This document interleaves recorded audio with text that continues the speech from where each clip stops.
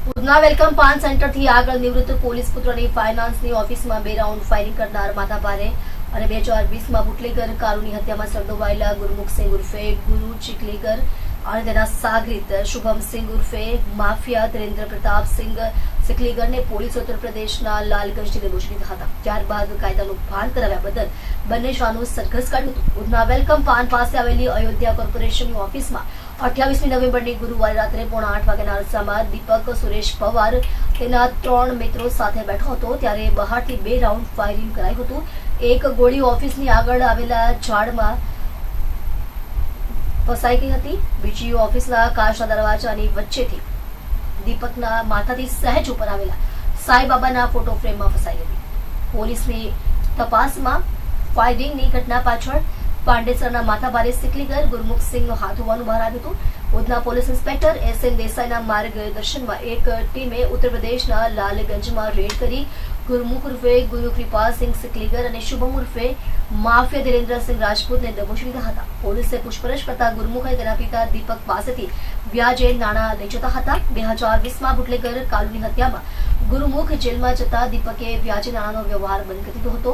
ગુરમુખના પિતાએ થોડાક સમય પહેલા નાણાં માંગવા ગયા ત્યારે નાણાં આપવાને બદલે અપશબ્દો બોલી અપમાનિત કરતા હત્યાના ઈરાદે ફાયરિંગ કર્યા હોવાની કબૂલાત કરી હતી। પોલીસે બંને શ્વાનની સરકારી ખાતેદારી કર્યા બાદ ઉધના વેલકમ પાન પાસે બંને શ્વાનનું સરઘસ કાઢ્યું હતું, જેમાં બંને જણા સરખા ચાલી પણ શકતા નહોતા।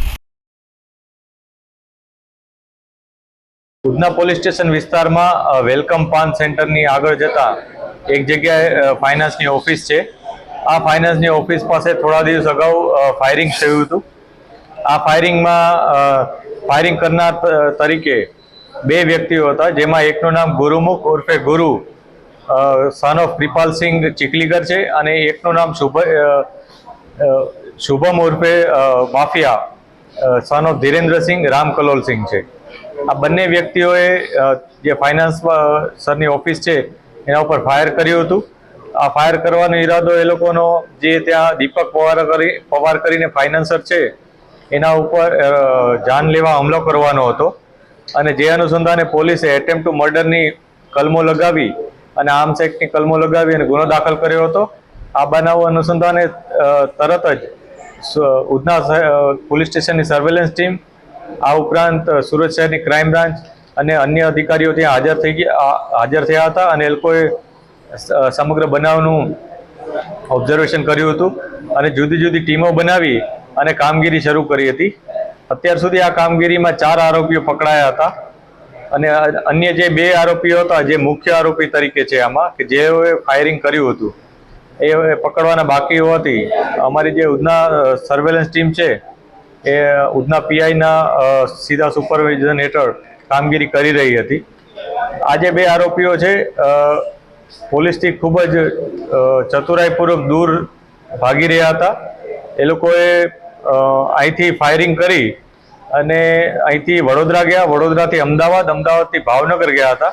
ત્યાં 2 દિવસ રોકાયા। ત્યારબાદ તેઓ ત્યાંથી સીતામઢીની જે ટ્રેન છે બિહાર ત્યાં જતા રહ્યા હતા। એ ટ્રેન મારફત એ લોકો સીતામઢી પહોંચ્યા। ત્યાંથી એ લોકોનું આયોજન નેપાળ પહોંચવાનું હતું, પરંતુ થોડાક પૈસાની એમની કમી હોવાથી એ લોકો ફરી પાછા લખનઉ પોતાના એક મિત્રને ત્યાં આવ્યા હતા। લખનઉ આવી અને પછી ત્યાં પણ તેઓ અલગ અલગ વિસ્તારમાં રહેતા હતા અને છેવટે બારાબંકી ખાતે તે લોકોનો અમને ઇન્ફોર્મેશન મળી કે તેઓ બંને બારાબાંકી ખાતે રોકાયેલા છે। એટલે અમારી ટીમે એમનો પીછો કરતાં બારાબાંકી ખાતેથી એમને અટકાયતમાં લીધા અને જે આગળની કાર્યવાહી શરૂ કરી આજે બંનેને અરેસ્ટ કરવામાં આવ્યા છે। આ ઉપરાંત બંને જે વેપન યુઝ કર્યું છે આ બનાવમાં એ વેપન ક્યાંક ફેંકી દીધું હતું, તે વેપન ક્યાં છે એ માટે પણ અમે ઇન્ક્વાયરી કરી રહ્યા છીએ અને એના માટે અમારે જે ફર્ધર પોલીસ કસ્ટડી હોય એના માટે પણ અમે પ્રયાસ કરીશું। જે આરોપીઓ છે અત્યારનું જે પ્રાથમિક ઇન્ટ્રોગેશન થયું છે એમાં એ લોકોને ફાયરિંગ કર્યા બાદ ખ્યાલ આવ્યો હતો કે પોલીસ એમની પાછળ જરૂર પડશે, એટલે એ લોકો તરત જ ત્યાંથી નાસી અને વડોદરા થઈ અને આગળ જતા રહ્યા હતા। નેપાળ જવાનું કારણ એ હતું કે એમને એવું હતું કે એકવાર ભારતની બોર્ડર ક્રોસ કરી લે પછી એ લોકો નેપાળમાં કોઈ પણ જગ્યાએ અજ્ઞાત જગ્યાએ સંતાઈ જશે અને પછી ક્યારેક પણ જ્યારે એમને અનુકૂળ પડે ત્યારે પરત આવવાનું એમનું પ્લાનિંગ હતું। આરોપીઓ સુધી પહોંચવા માટે પોલીસે કેટલો પ્રયાસ કર્યો અને કેટલા દિવસનો સમય કર્યો?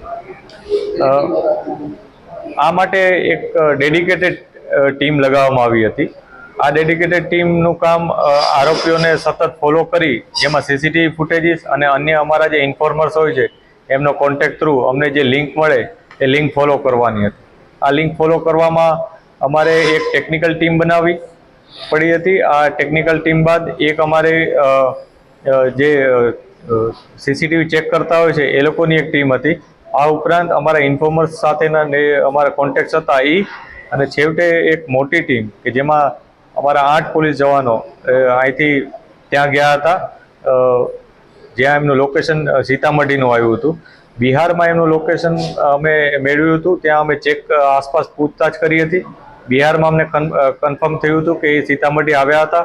સીતામઢીથી એ લોકોએ પટનાની ટ્રેન પકડી હતી, એટલે અમે પટના બાજુ તપાસ કરી.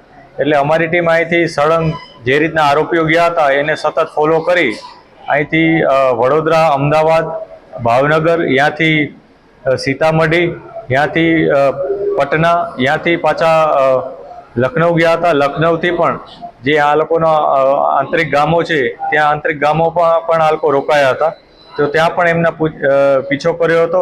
અને છેવટે જ્યારે કન્ફર્મ થયું કે આ લોકો બારાબાંકી ખાતે સ્થાયી થયેલ છે, તો છેવટે ત્યાંથી અમે એને ઝડપી પાડેલા.